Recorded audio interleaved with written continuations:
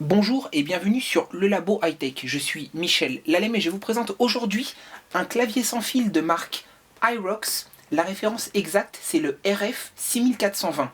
Clavier sans fil 2,4 GHz avec un mini dongle. Clairement, qu'est-ce que Hyrox? C'est avant tout une marque qui fait vraiment des produits pour ordinateurs et ordinateurs portables de très très bonne qualité, des claviers sans fil, des souris gamers, des webcams, des hubs, bref, tout plein de produits design et innovants. C'est également le partenaire officiel de la chaîne de Michel Lalem, le Labo High-Tech.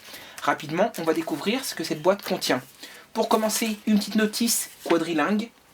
Anglais, allemand, français, espagnol, ça peut toujours servir, mais pour un clavier, souvent, les choses se passent souvent facilement. Hop, et également le clavier que je ressors tout de suite. On se débarrasse rapidement des emballages. Là-dedans, on va découvrir, je suppose, les deux petites piles de type AAA et le mini dongle qui est vraiment minuscule. Je les mets de côté.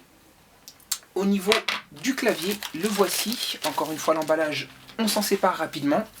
Un clavier de couleur noire, mais ce modèle existe également en coloris blanc, doté d'un pavé numérique. Au niveau du poids, 550 grammes, très léger. La taille, 38 cm par 12 par 1,9. C'est vraiment ultra fin. Et je suis vraiment étonné au niveau de la qualité du confort du toucher. Bah écoutez, c'est vraiment super réactif et puis c'est vraiment intéressant. Le toucher est vraiment sympathique.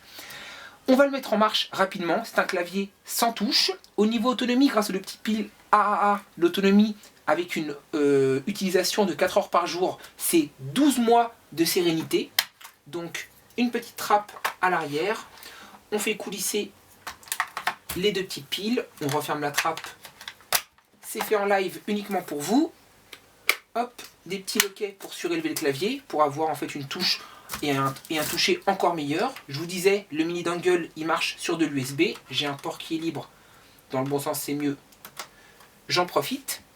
C'est en train de se connecter à mon ordinateur portable, donc jusque-là, tout se passe bien.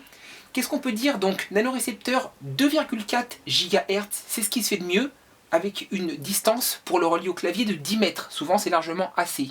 Compatible avec tous les Windows, Windows XP, Windows 7, Windows Vista, bref, tous les Windows fonctionnent, on est tranquille. Et il y a également, justement, par rapport aux touches, une technologie qui est en fait une technologie de commutation à ciseaux pour en fait offrir une frappe totalement nette et un toucher précis. Ce clavier également, sachez-le, il est résistant aux projections d'eau. Ça peut toujours servir, ça arrive à tout le monde de renverser quelquefois son thé, son coca ou un simple verre d'eau. Bah écoutez, ce clavier, il restera en vie. On le teste en live, on a YouTube qui est ouvert. On va taper le Labo High-Tech. On envoie la recherche. Et là, effectivement, on a un ensemble de vidéos. On va se remettre directement sur la chaîne. On le recommence. Le Labo